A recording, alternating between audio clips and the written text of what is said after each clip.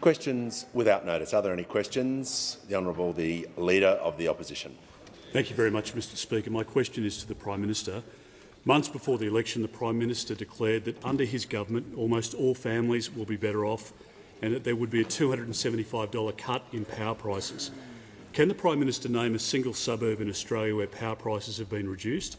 Why do Australian families always pay more under Labor? The call to the Prime Minister. Order. I thank the Leader of the Opposition for his question, and I say, why is he incapable of asking a single positive question? I would have thought that after last week, I actually thought Members on my left. the outbreak of bipartisanship might have seen some change. But oh no, we're straight back in there, talking Australia down, pretending that the world is flat, and not worrying about a way forward. Having come in here and voted against energy price relief for every resident Members on in my left, every there is far suburb, too much he noise. has no credibility on this issue. Order. It's far too much noise. I give the call to the member for Hasluck. Thank you, Speaker. My question is to the Prime Minister. How will the AUKUS agreement announced last week bolster Australia's security in the years to come? The member for Page is warned. I will remind the whole House when questions are asked they'll be heard in silence. It is highly disrespectful before a minister answers a question. Give the call to the Prime Minister. Thanks very much. I thank the member for Hasluck for her question and for her interest in Australia's national security. Last week saw the announcement by myself, President Biden and Prime Minister Sunak in San Diego of the single biggest investment in Australia's defence capability in our history, strengthening Australia's national security and stability in our region, building a future made in Australia with record investments in skills, jobs and infrastructure, and delivering a superior defence capability into the future. But, Mr Speaker, we're not just investing in our capability, we're investing in our relationships. And I'll have more to say about the relationship with the Pacific and India that were also enhanced later on in question time today. The fact is that for the first time in 65 years, and only the second time in history, the United States has agreed to share its nuclear propulsion technology. This will be an Australian sovereign capability, built by Australians, commanded by the Royal Australian Navy and sustained by Australian workers in Australian shipyards. We will contribute to the peace, stability and prosperity of our region. And of course, Mr Speaker, we'll continue to adhere to our obligations under the Nuclear Non-Proliferation Treaty and the Treaty of Rarotonga. And we've been talking throughout this period with the IAEA, making sure that those obligations are upheld. This will unlock a set of transformative opportunities for Australia, for jobs and skills and research and innovation, opportunities that will shape and strengthen and grow Australia's economy for decades, creating around 20,000 direct jobs for Australians, engineers, scientists, technicians, submariners, administrators and tradespeople.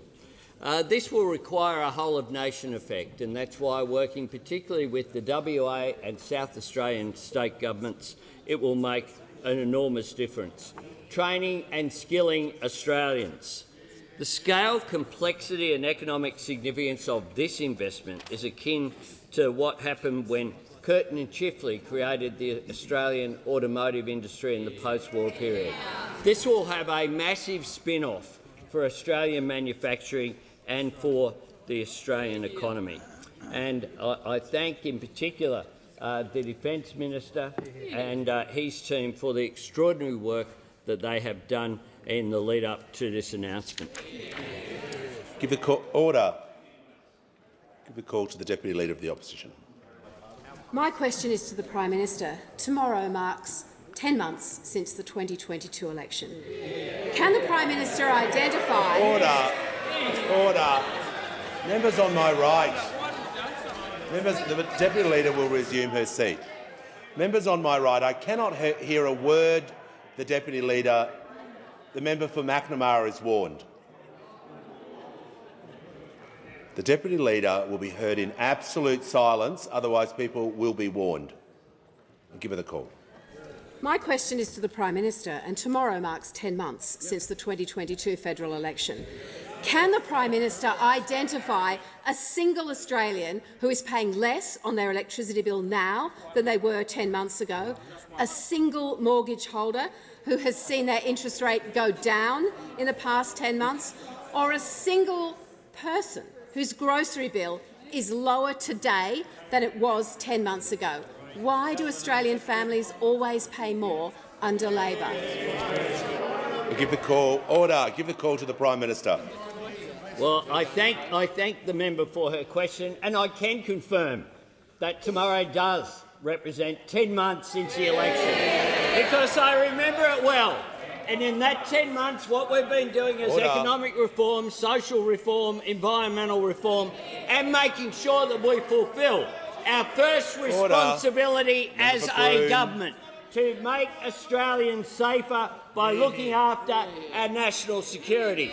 I can confirm that not only have we been dealing with domestic issues such as ensuring that people had access to cheaper pharmaceuticals from January 1, cheaper childcare from July 1, that 180,000 Australians are benefiting from free TAFE that we've introduced while addressing the skills shortages, that we've also been making sure that the mistakes— The Prime Minister will pause.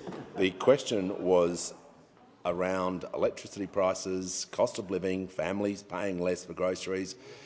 The Prime Minister is being relevant, but I'll hear from the Deputy Leader of the Opposition. On relevance, Mr Speaker, as you've just said, the question was about mortgage prices, grocery prices and lower electricity prices, and the Prime Minister has not mentioned either of those once. Resume your seat. Order. When a question is broad, covering a whole range of topics, under the standing orders, the Prime Minister is being entirely in order, and I give him the call. Thanks very much, Mr Speaker. And it has been a good 10 months. It has been a good 10 months. Because what we've been doing is going through fulfilling the commitments that we made at the election. That as you go along the front row here, making sure we have a National Anti-Corruption Commission that will be up and running this year after the legislation being passed. Promised by those opposite way back in 2018, but not only not passed, legislation not even being introduced into this parliament. We had the Robo-Debt Royal Commission. The Robo-Debt Royal Commission exposing the tragic consequences of what happened with a scheme that was illegal. That won't occur on our watch. We've got significant reform right across the board under this government. I thank the Deputy Leader of the Opposition for her question. We haven't been able to get up all of the things that she would like and was advocating, such as I noticed just before a 90-second statement about live sheep exports. I was expecting something maybe from the Deputy Leader of the Opposition to show how principled her stance was. But we'll continue to implement a Labor agenda, continue to take the government forward, unlike those opposite who just say what they're against and haven't come up with a single constructive idea in the last 10 months. Order. The Deputy Leader of the Opposition will cease interjecting. And so will the member for Barker. Give the call to the member for Patterson. Thanks, Speaker. My question is to the Deputy Prime Minister. Why is it important for Australia to acquire conventionally armed nuclear-powered submarines through the AUKUS partnership? Give the call to the Order. The member for Riverina. Give the call to the Deputy Prime Minister and Minister for Defence. Well, thank you, Mr Speaker, and I thank the member for her question and acknowledge her deep commitment to defence. Last Monday's AUKUS announcement represents one of the most significant decisions that an Australian government has ever made. It is probably the single biggest leap in our military capability in our history, and Australia will become just the 7th country in the world to operate nuclear-powered submarines.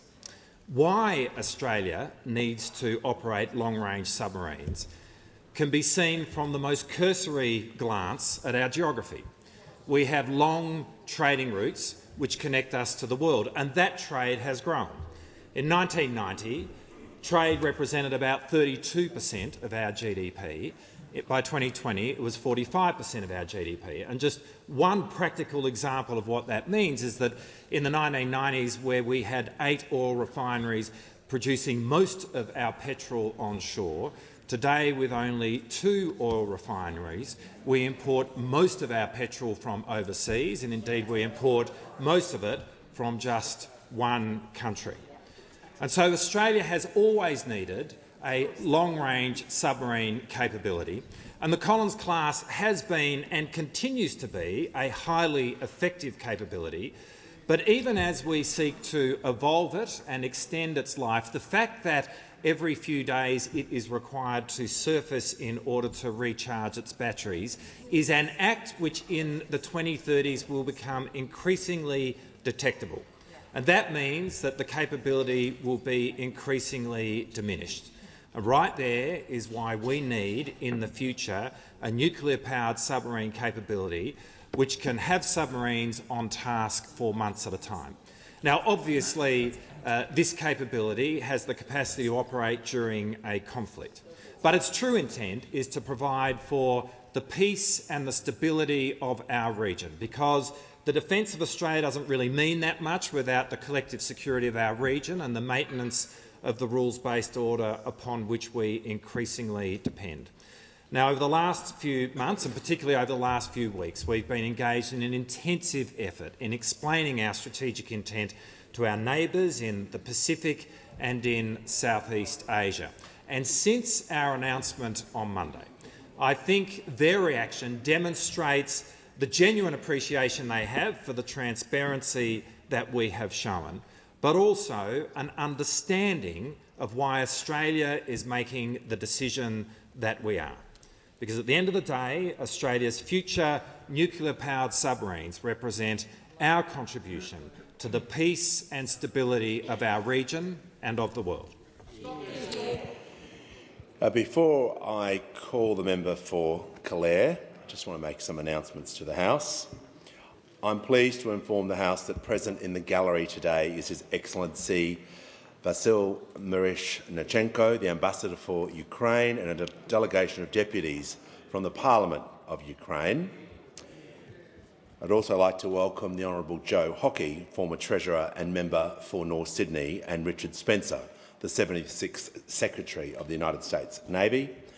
And I'm also pleased to inform the House that present in the gallery today is Tyron Brumpet, the 2023 Australian of the Year. A warm welcome to you all.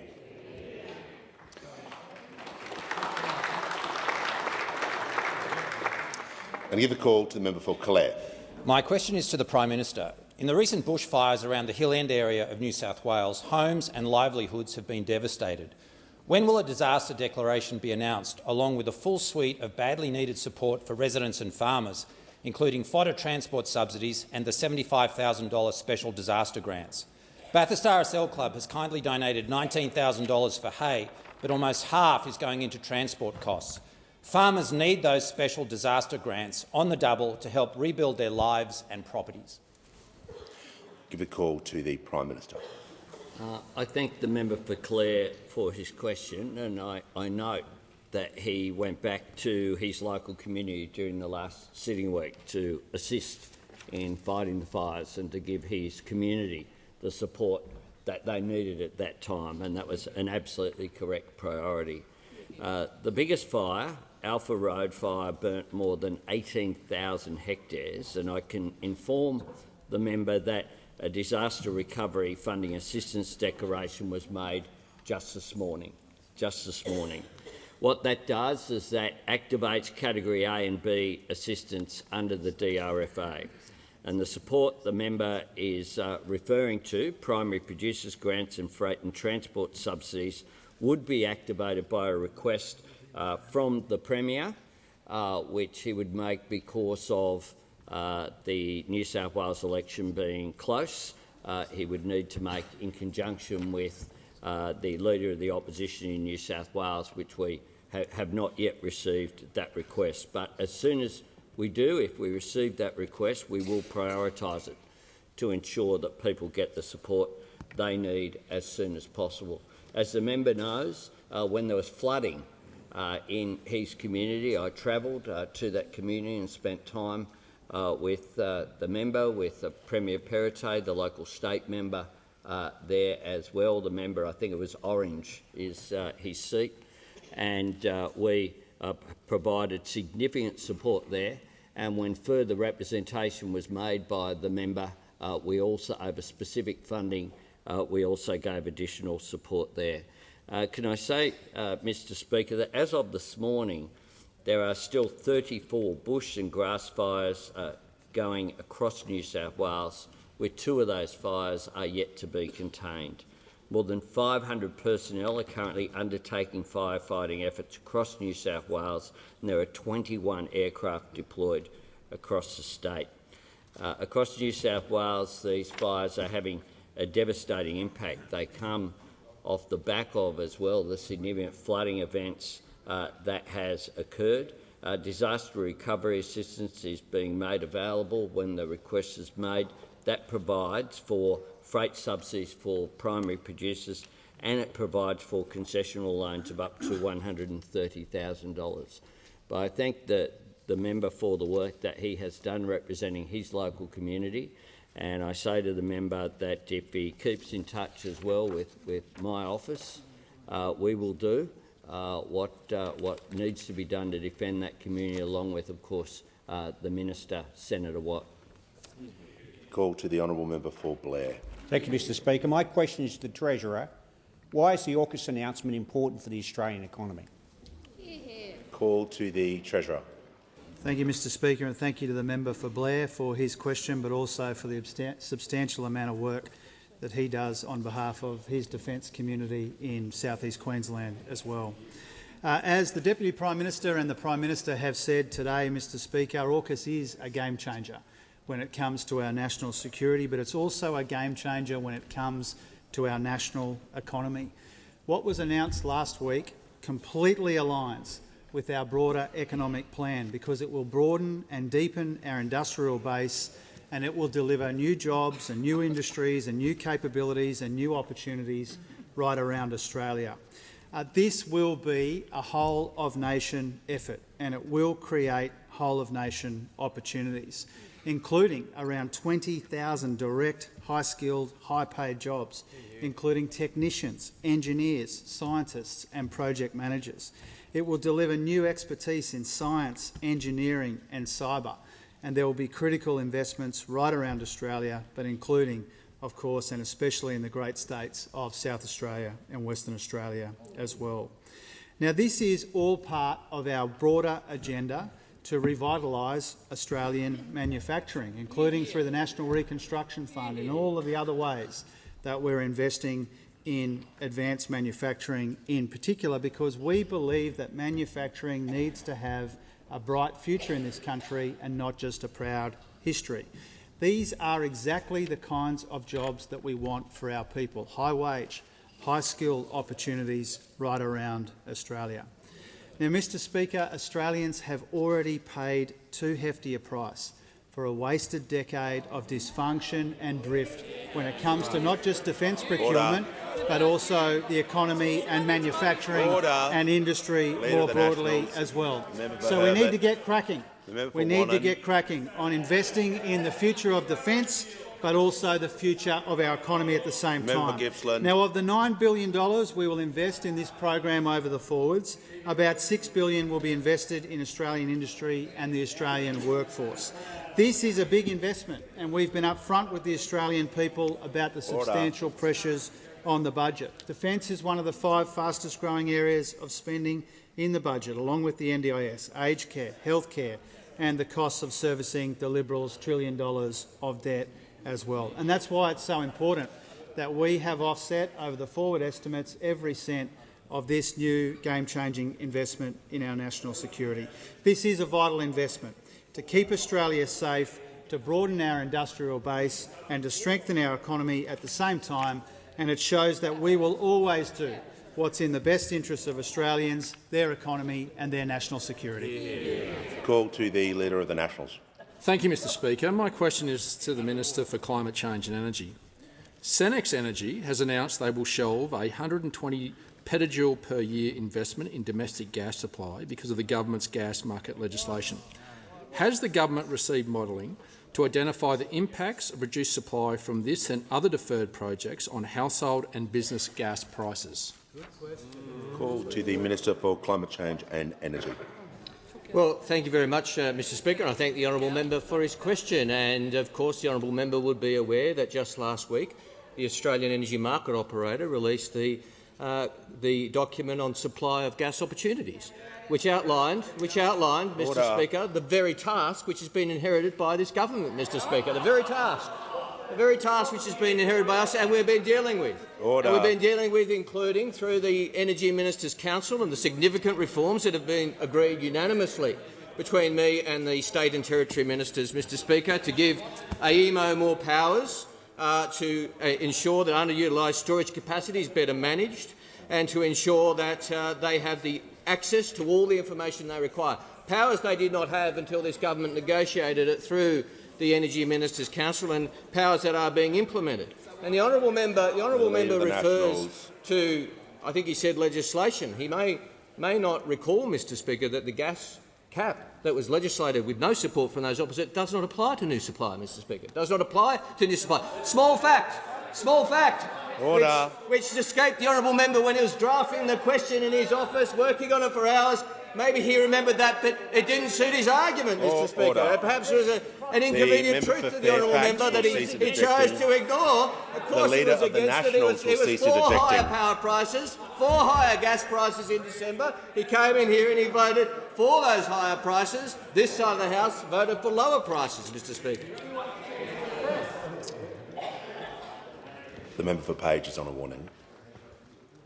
Give the call to the member for Boothby. Thank you, Speaker. My question is to the Minister for Defence Industry.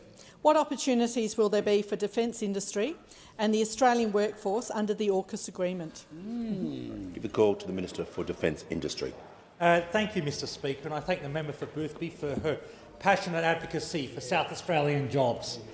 The truth is, Mr Speaker, that AUKUS Pillar 1, the submarine policy, delivers 2 things for the Australian nation. One, it is the greatest capability enhancement to the Royal Australian Navy that this country has ever seen. And the second one is the development of a 4th shipyard across the United States, Australia, United Kingdom, capable of building nuclear-powered submarines. That is a critical part of this entire approach. There must be a 4th shipyard capable of building nuclear-powered submarines. And this is the greatest industrial undertaking this country has ever attempted. We'll be developing some of the most advanced manufacturing in the world. And as the Treasurer said, as a byproduct, we'll be creating 20,000 jobs, 20,000 well-paying, secure jobs, including 8,500 jobs building and sustaining the submarines themselves.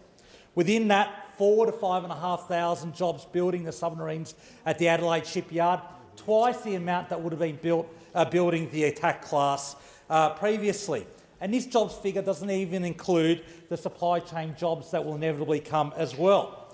And my message to the Australian people and Australian industry is this work starts right now. It starts right now. $6 billion has been allocated over the next 4 years to invest in industry and workforce, for the infrastructure upgrades, for skills development and apprenticeships, including a skills academy in Adelaide, training hundreds of apprentices each and every year, and capacity building of suppliers so that our Aussie companies can get a good shot of the work, not just for Australia, but for the United States and the United Kingdom. Work on the submarine construction yard starts right now. Training starts right now, and hundreds of Australian workers will be going overseas to work in the UK and US shipyards, developing skills and experience that will make a great contribution for our project. There's also opportunities in the supply chain. It's not a well-known fact that Pacific Marine Batteries already supply batteries from the member for Hindmarsh's electorate right now into the Astute class, and Talos at Rydalmere in Sydney provides sonar components. So Australian companies are already providing components, and when we have a fleet of over 17 submarines, there'll be great opportunities. $30 billion will be allocated over the life of the project to invest in skills and industry uplift in Australia, because the truth is, Mr Speaker, this is the greatest industrial undertaking this country has made. It will modernise Australian manufacturing, it will lift up industry and employ 20,000 Australians in cutting-edge jobs that will provide a future for them and help safeguard the nation. Before I call the member for Hume, I'm pleased to inform the House that present in the gallery today is His Excellency Tim Moore, the Ambassador of Ireland, and Simon Coveney, the Minister of Enterprise, Trade and Employment from the Parliament of Ireland. And I've also seen the Honourable Peter Stables, a former Minister and member for Jagga Jagga. A warm welcome to you all. I give the call to the member for Hume. My question is to the Prime Minister.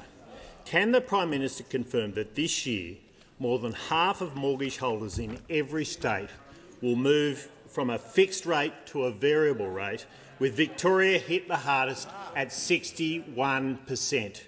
Doesn't this mean families will be hit with significantly higher repayments as a result of 9 consecutive rate rises on this government's watch? Order. Give the call to the Prime Minister. Thank you, Mr Speaker. And I thank the Shadow Treasurer for his erasure of history there, and the fact that the interest rates, of course, started increasing while they were in office. The member for Hume has asked his question. This is what the Shadow Finance Minister had to say not a long time ago. In fact, last week. The member for McEwen. We know the pressures that the international situation and supply chains are putting on inflation and subsequently interest rates. So in the other place, they've actually got an economic spokesperson who understands supply chains, apparently have an impact, and understands the international situation. But of course, that's consistent with what the Leader of the Opposition said in May. But it's a reality of a world. Nobody wants to see interest rates go up, but it's a reality of a world where there's inflation. And then the Shadow Minister himself, the Shadow Treasurer, said last September, it's very clear that the world has changed dramatically, even in the last few months. We've seen a rapid shift to an inflationary environment. Interest rates are bucking decades of downward trends. That's what he had to say. And he was right then, he's wrong now. The Prime Minister has concluded his answer. Give the call to the member for Swan. Thank you, Mr Speaker. My question is to the Minister for Defence Personnel. What role will defence personnel play in the historic AUKUS agreement? The member for Hume. The member for Hume.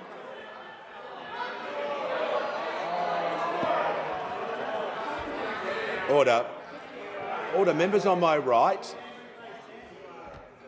The member for Hume will immediately withdraw that comment. The member for Hume will immediately withdraw that comment. Withdraw. And I'll hear from the member for Wannon before we move to the member for Swan.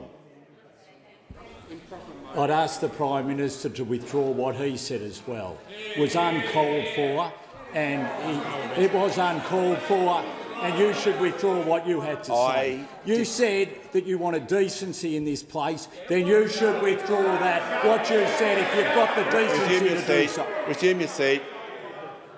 Order. The House will... There's far too much noise as my starting point. I didn't hear. I heard what the member for Hume said. I didn't hear what the Prime Minister said. Did the Prime Minister say something unparliamentary? No, I didn't, Mr. Speaker. Okay, we'll move on. Order. Yeah, order. The Prime Minister has the call. But I responded to an interjection from the Shadow Treasurer, but I'm happy to withdraw to assist the House. Thank you.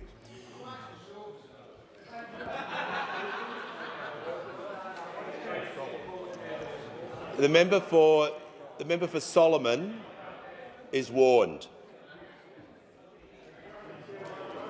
And the member for Lyons will cease interjecting immediately. I want to hear from the member for Swan. Thank you, Mr. Speaker. My question is to the Minister for Defence Personnel. What role will defence personnel play in the historic AUKUS agreement? Give the call to the Minister for Veterans Affairs and the Minister for Defence Personnel. Thank you, Speaker, and I thank the member for Swan for her question and her tireless work advocating for skills training, especially in Western Australia, and I urge her to keep that up, because there are going to be countless opportunities for Western Australians coming out of this great AUKUS announcement when it comes to maintenance, operations, sustainment and infrastructure build. And following on from that, of course, I cannot emphasise enough just how fundamental our Defence Force personnel are to this AUKUS announcement that was made last week, because we know that it is our Defence Force personnel that are our most important capability. They are the ones that operate our great capabilities. They're the ones that keep our equipment moving, that are able to work in our national interest and to make sure that we have the edge. Because ultimately, it's not just about having the equipment, it's making sure that we've got the people that have the smarts to deliver the operation of that equipment in our national interest.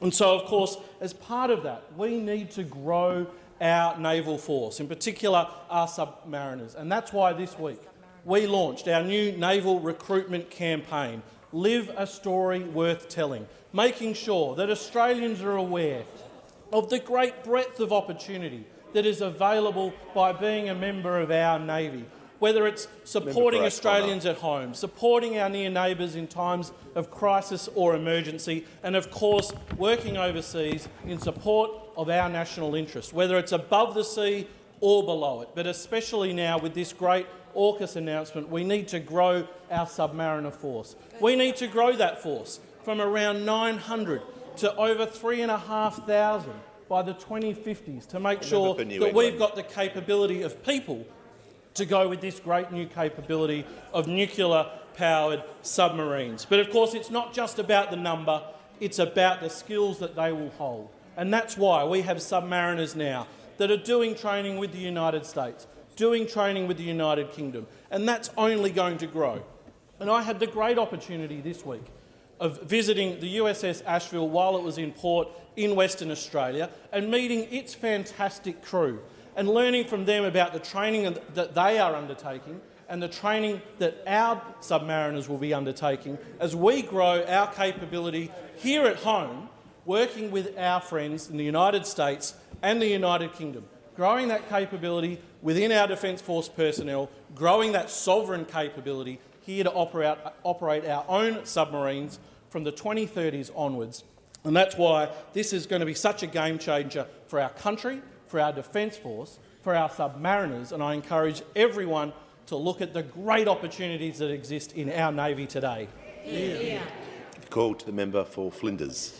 My question is to the Prime Minister. Some 500,000 Victorian families and businesses will see their electricity bills rise from July. Yearly household bills will rise from $1,400 to over $1,800, and yearly small business bills will jump from $5,600 to over $7,300 a year. Why did the Prime Minister break his promise that energy prices would fall by $275? And why do Australian families always pay more under Labor? Call to the Prime Minister. I thank the member for her question. I do note that the energy regulator, Claire Savage, has actually released the information. A year ago there was an increase scheduled as well. But what happened was that there was a special regulation introduced by the then Minister for Energy, to stop there being transparency, to stop the information being out there. That occurred.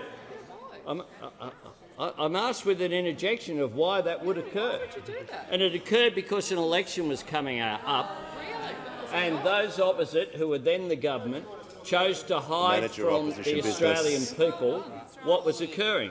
And that's very different from what this government's approach has been, which is to be transparent, which is to acknowledge the issues that supply chains and that issues relating to the Russian invasion of Ukraine have had. And the Shadow Finance Minister acknowledged that on the 8th of March. Acknowledged that. But those opposite then come in here and then pretend that they didn't know anything about that. Well, here's what Claire Savage, the chair of the Australian Energy Regulator, had to say on the 15th of March. We have seen unprecedented volatility in our wholesale electricity markets over the last couple of years. We've had very high coal and gas prices as a result of the war in Ukraine and the recovery from the pandemic. We've also seen a number of outages, in particular our old coal plants, and of course we know that related to some of the natural disasters as well that were occurring. The fact is that the proposed increase to the default market offer is much, much lower than it would otherwise have been because of the government intervention. And here's what the Australian Energy Regulator had to say. Forward contract prices for 2023-24 have fallen substantially since governments began discussing possible interventions in gas and coal markets in October 2022. Now, they're the facts of the matter of what has occurred. The fact is also that when that intervention did occur to put a price cap on gas, and the New South Wales Liberal government intervened to put a price cap on coal, and the Queensland government regulated to put a price cap on coal, then what we had was that we voted for that, they voted against that. And then when we had $1.5 billion of energy price relief, we were for the energy price relief, they were for higher prices. Give the call to the member for Bendigo. Thank you, Speaker. My question is to the Minister for Infrastructure, Transport, Regional Development and Local Government. How will AUKUS deliver jobs and infrastructure across regional Australia? Give the call to the Honourable Minister for Infrastructure, Transport, Regional Development and Local Government. Can I thank very much the member for Bendigo for a question? There's a bit of rivalry between our two great cities, but as both residents of regional Australia, we both understand the role that the regions play in supporting our defence forces and the jobs and investments that can come with new defence procurement projects. Regions all across Australia are rightly very proud of the work that they do to support our nation's defence and our defence forces. Bushmasters made in Bendigo, tactical gear made in Townsville, small arms in Lithgow, munitions made in Mulwala and Maryborough. Regional Australia is, of course, doing its share in providing our soldiers, sailors and our aircrew with the materials that they need to keep our nation safe and secure. Of course, now with AUKUS, defence industries across Australia will have the opportunity to take part in the next generation of growth. This project will deliver the single biggest capability acquisition in our history, and it is one of the great industrial endeavours of our age. There will be an estimated $30 billion invested in Australia's industrial base over the next 30 years, supporting Australia's supply chains and building the skills and capabilities to deliver this project. We know that there are opportunities for South Australia, the home of the Australian nuclear-powered submarine construction, and in Western Australia, but investment will not just be confined to these states or to our cities. We know that our regions are set to benefit as well. By necessity, it will be a whole-of-nation effort, delivering significant uplift to businesses and industries right the way across the nation. It'll flow on. Benefits will be immense with new skills, new capabilities, new technologies and new opportunities, and we are determined that our regions benefit from this as well. There will be opportunities for Australian industry to be part of a trilateral endeavour and support the supply chains across all three partners here in Australia, the United Kingdom and in the United States. It is a significantly unique opportunity for jobs and skills right the way around Australia, creating 20,000 direct jobs over the next 30 years. Right now, we know that there are kids in schools across Australia who will have a long career, a long productive career in defence industries, including young people from our regions, thanks to the investment that we are making in our nation's security. We estimate that at least $6 billion will be invested in the Australian industry and workforce.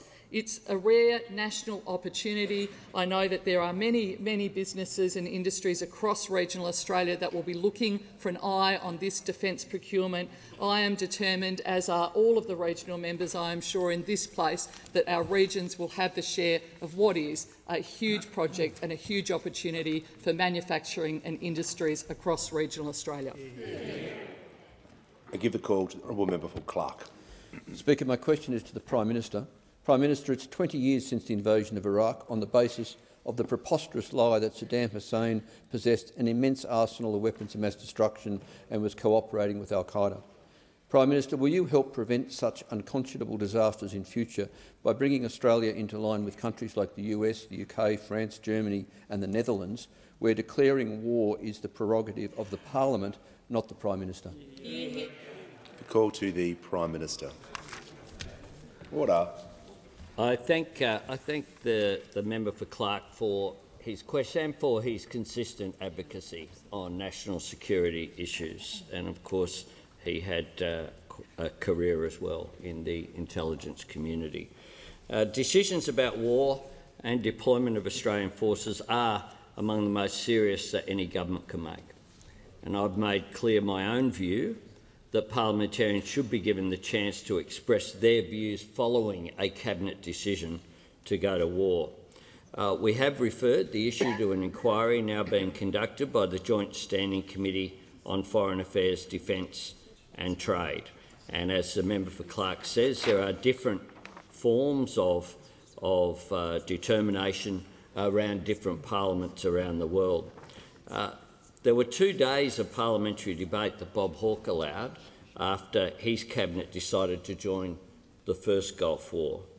But he's right to say that 20 years on from the Iraq War, we can all reflect on the many tragedies of that conflict and its ongoing effects. Our thoughts are with the people of Iraq as well as the Iraqi community here in Australia, some of whom fled that conflict. Our thoughts are also with the men and women of the Australian Defence Force. They obey appropriately the instructions of the government of the day. And even though Labor opposed that intervention, Simon Crean, I think courageously, went and visited, farewelled the troops to make it very clear that he opposed the government decision, but he supported them, as we must always do in this parliament.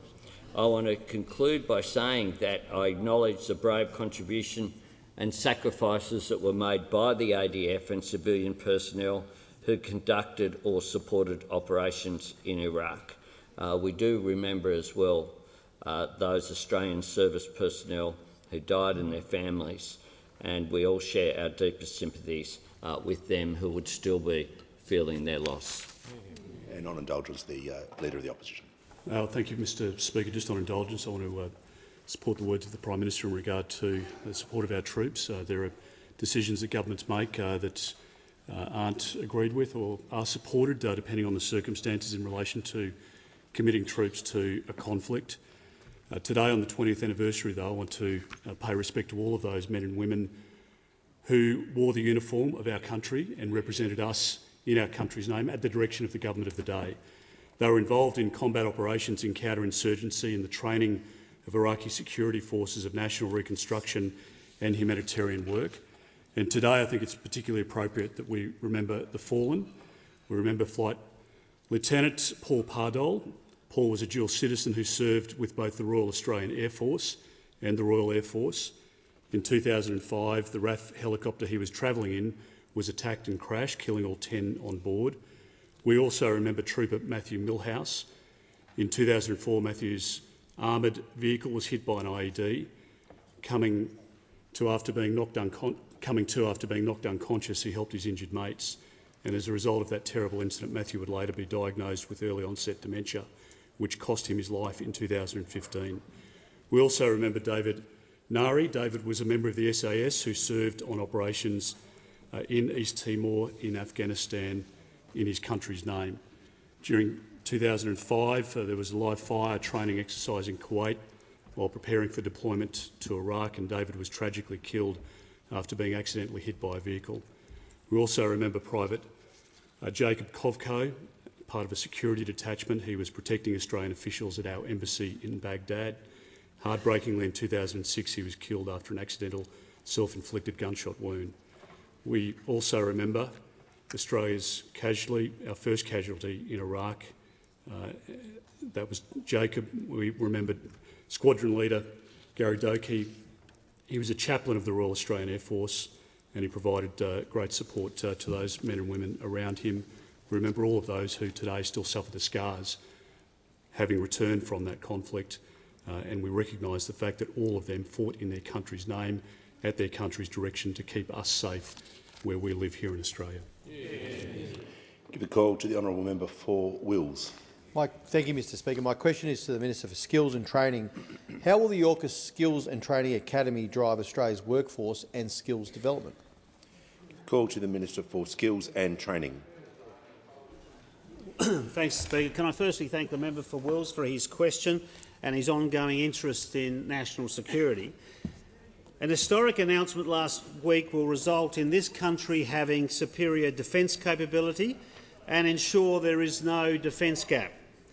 The acquisition, followed by the production of conventionally armed nuclear-powered submarines, is a game-changer for our national security and a step change for our manufacturing sector.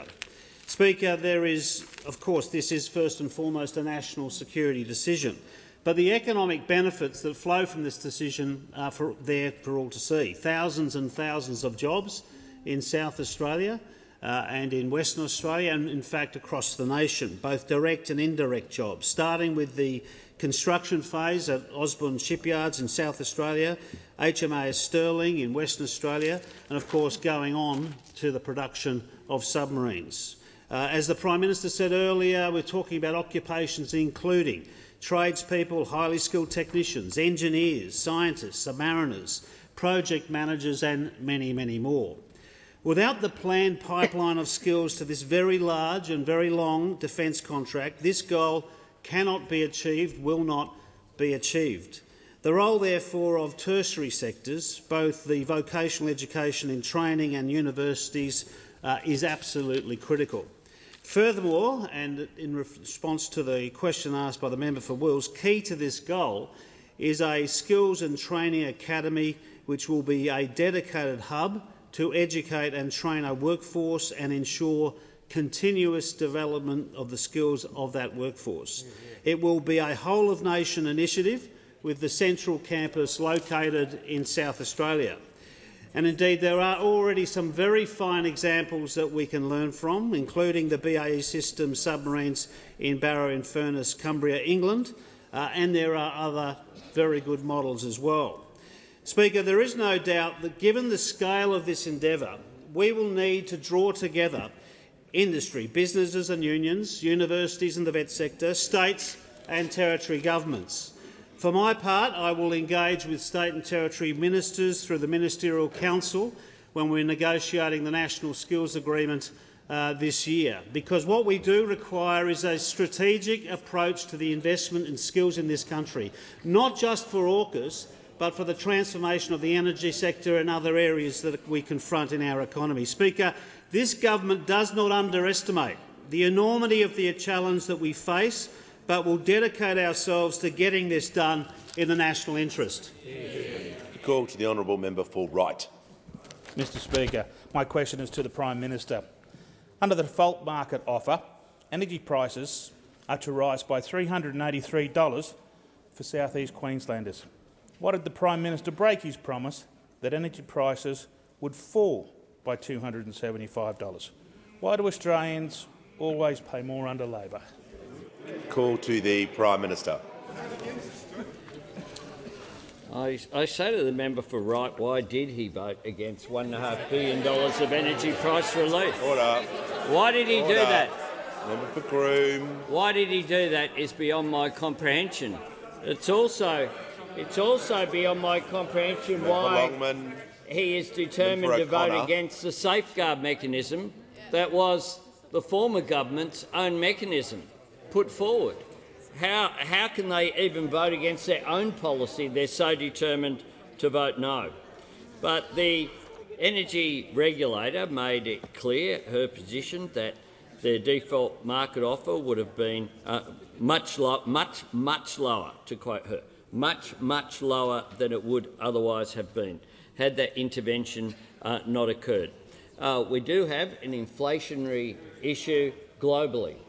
It's a global issue. It's due to supply chains. It's due to the Russian invasion of Ukraine, and it's all, of course, in the aftermath of the global pandemic.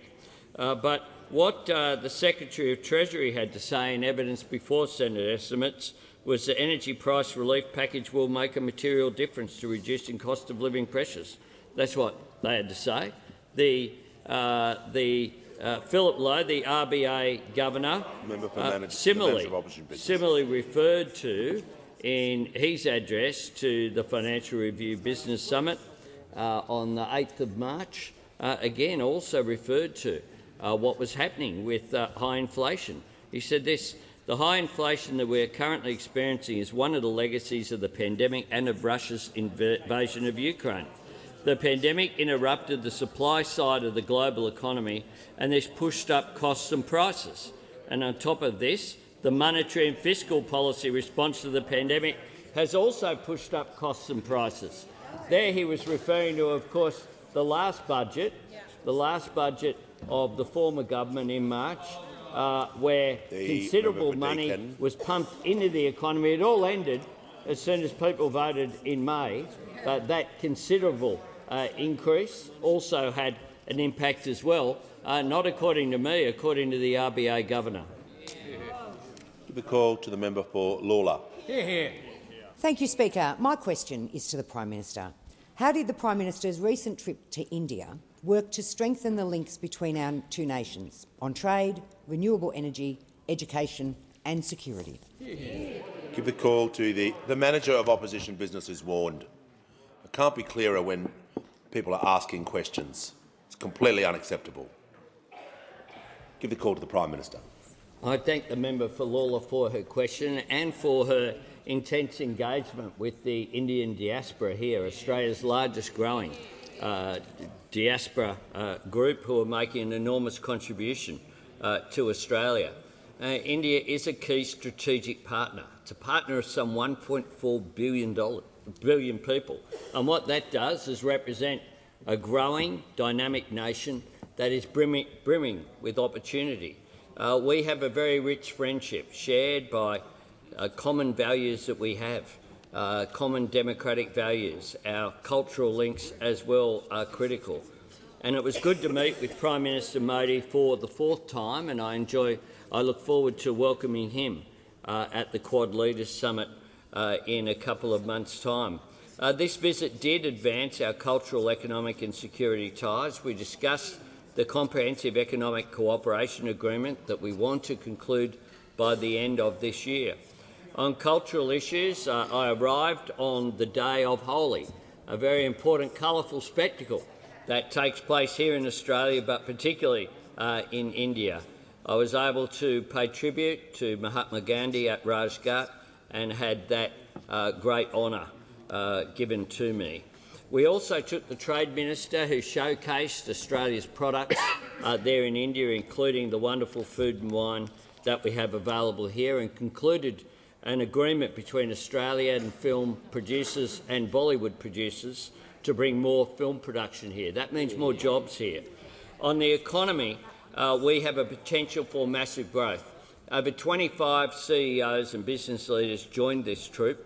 The CEO Roundtable was an extraordinarily successful one, and an MOU was signed between the Business Council of Australia and the Confederation of Indian Industry. We also had 34 leaders from the renewable energy sector, again showing the cooperation that's there on renewable energy partnership, and the Minister for Resources was there as well about extending the Australia-India Critical Minerals Partnership as well. On education, we announced that Deakin University will be the first overseas university to establish a campus there in Gujarat. Wollongong University will be the second. This will make an enormous difference to us. On security, Australia will host Exercise Malabar for the first time this year, and I had the honour of touring INS Vikrant, the first aircraft carrier built in India. We have a great more to do to build this relationship. India will grow to be the third largest economy in the world in coming decades. This means opportunity for us if we get the relationship right, and I thank Prime Minister Modi for his extraordinary hospitality during my visit. Give a call to the Leader of the Australian Greens. Thank you, Speaker. My question is to the Treasurer. In a cost of living crisis, why can Labor's budget find more than $500 billion for Stage 3 tax cuts for billionaires and for nuclear submarines, but not for getting dental into Medicare, doubling rent assistance or raising income support above the poverty line? Give a call to the Treasurer. Thank you, Mr Speaker, and thank you to the honourable member for his question. I think it is tremendously important that when it comes to the submarines and the AUKUS deal more broadly, that every cent of it over the forward estimates has been offset.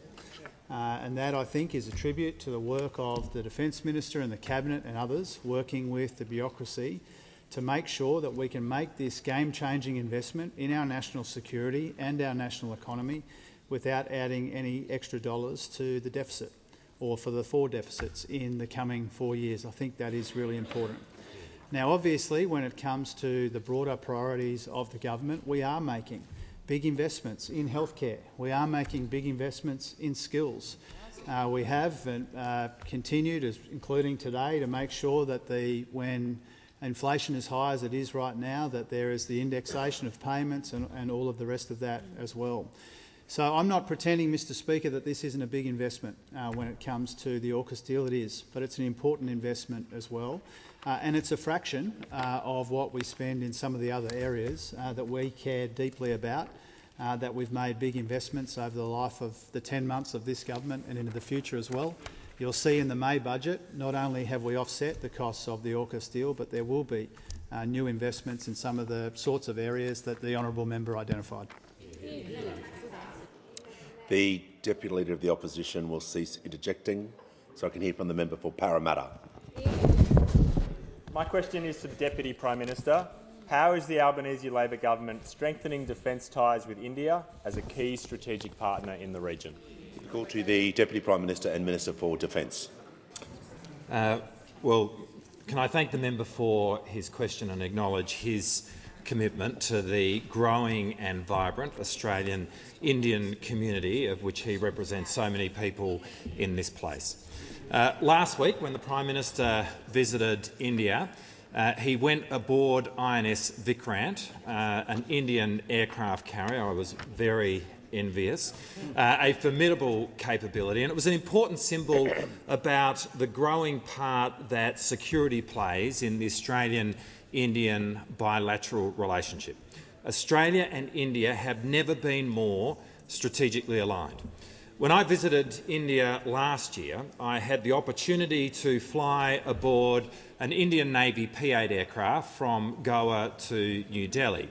And I did that to highlight 2 other flights which occurred last year in April and June, where an Indian P-8 flew from Goa to Darwin, and then an Australian P-8 flew the same journey in reverse. Both of these exercises built interoperability between our 2 defence forces. India and Australia in these exercises were using each other's facilities.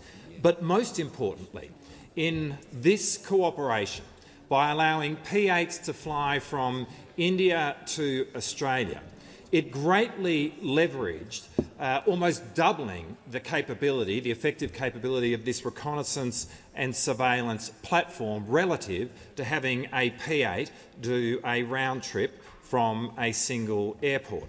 It is a practical example of how we are looking for every opportunity to have our defence forces work more closely together, and this year we take the next step.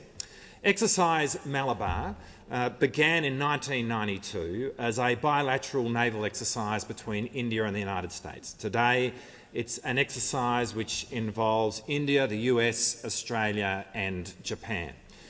In its most recent iteration, Australia has been participating since 2020. Last year, we contributed an oiler, a frigate, a submarine and a P-8 to this exercise, and this year we expect to make an even larger contribution. But as the Prime Minister said earlier, this year Exercise Malabar will be happening off the coast of Sydney because for the first time Australia will be hosting Exercise Malabar, and this represents an enormous leap forward in the defence relationship between Australia and India, because both of our countries understand that by having our two defence forces work more closely together, we can provide far better for the security of the Indian Ocean and of our region. Give the call to the honourable member for Mitchell. Thank you, Speaker. My question is to the Prime Minister. And as the Prime Minister would know, because he's always across these sorts of details, under the default market offer in New South Wales, energy prices are set to rise by a whopping $564 on an average bill in his home state of New South Wales. So I asked the Prime Minister, why did the Prime Minister break his promise that energy prices would fall by $275, and why do Australian families always pay more under Labor? Give the call to the Prime Minister. I thank the member for his question, which goes to what's going on in energy in New South Wales. Well, I'll tell you what. The member for Fairfax. I'm welcome to talk to not just my Energy Minister, but I have had a chat with the Energy Minister in New South Wales as well.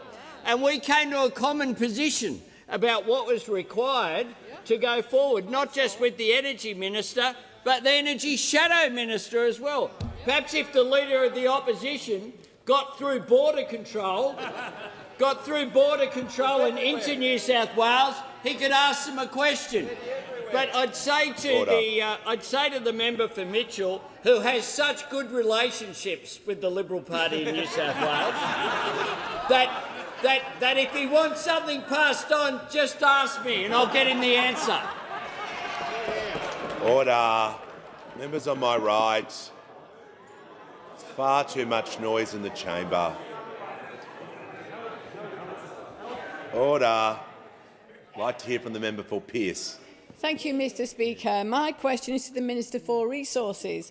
How will the Albanese Labor government's partnership with India create economic opportunities for Australians, particularly in the critical minerals and resources sector?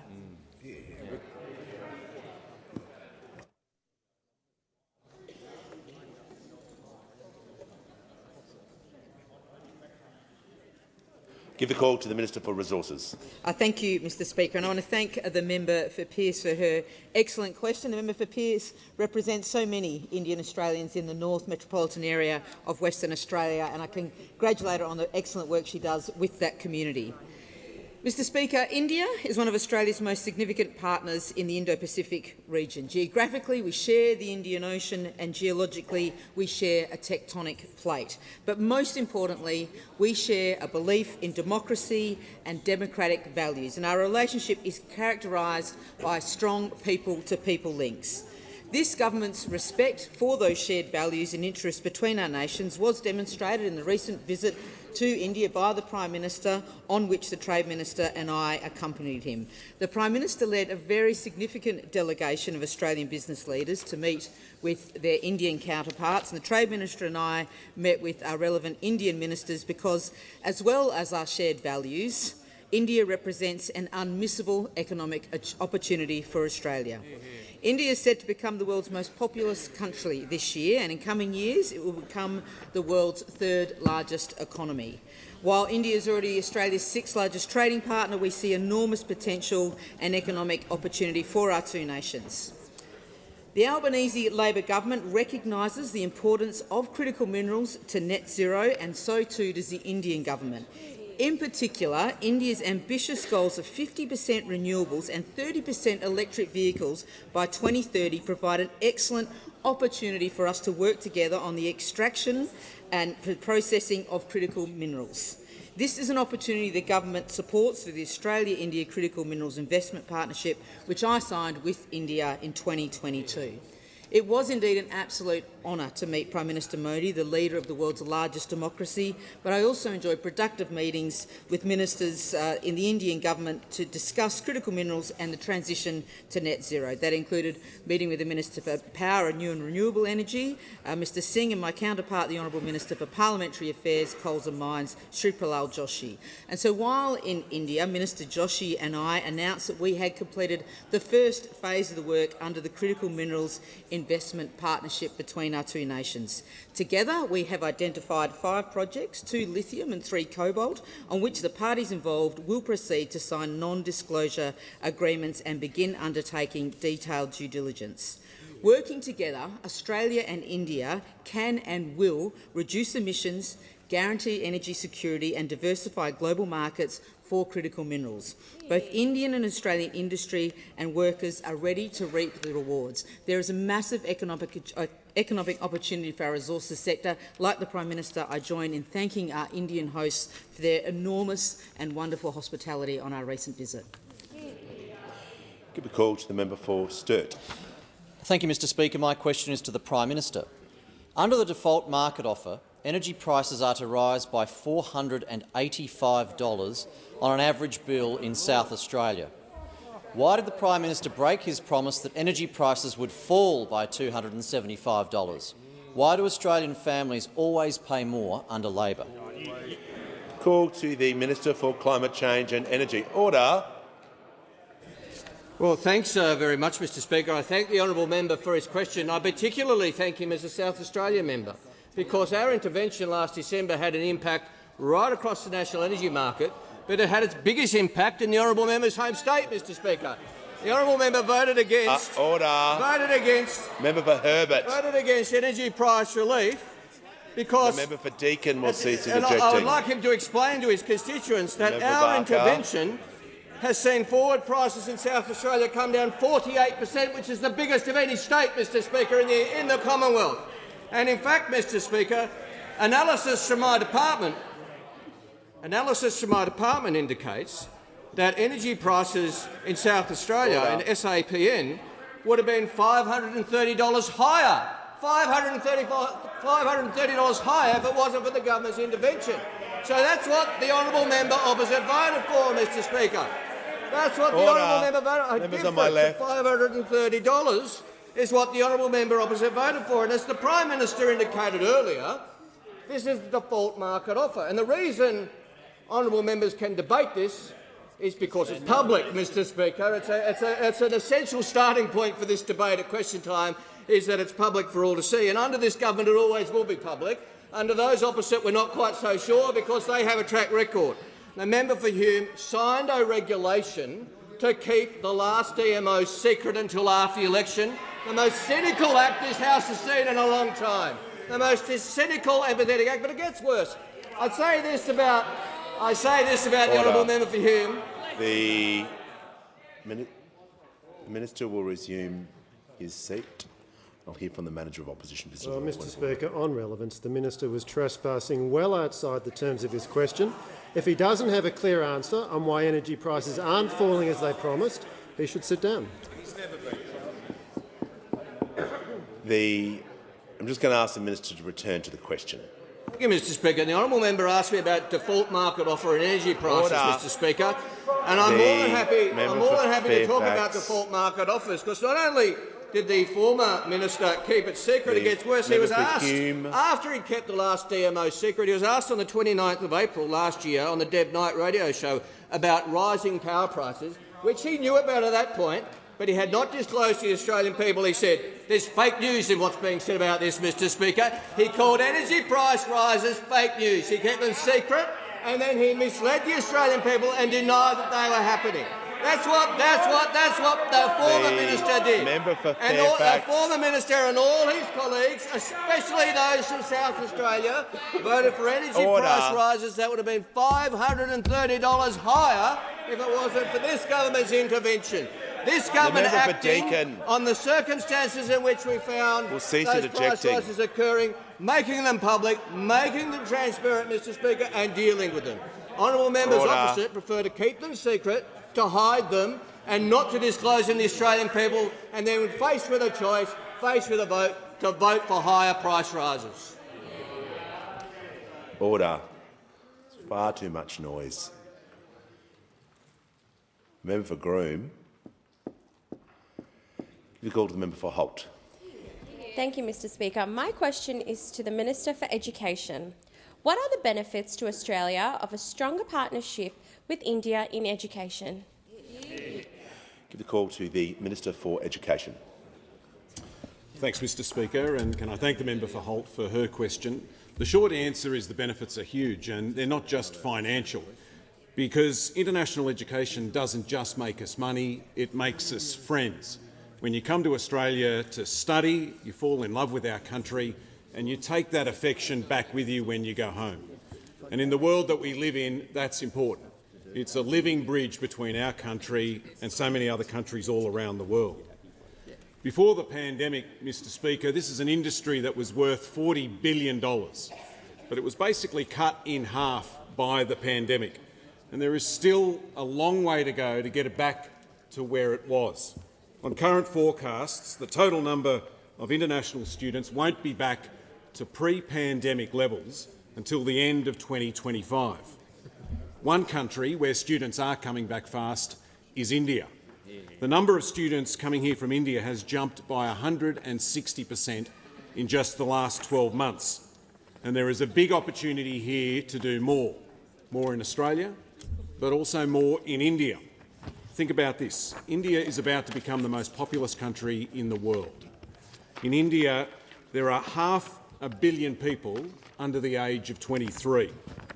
There are 260 million kids at school, 10 million school teachers, and they've set themselves the ambitious target that by 2035, half of all young people in their 20s will be at their equivalent of TAFE or university.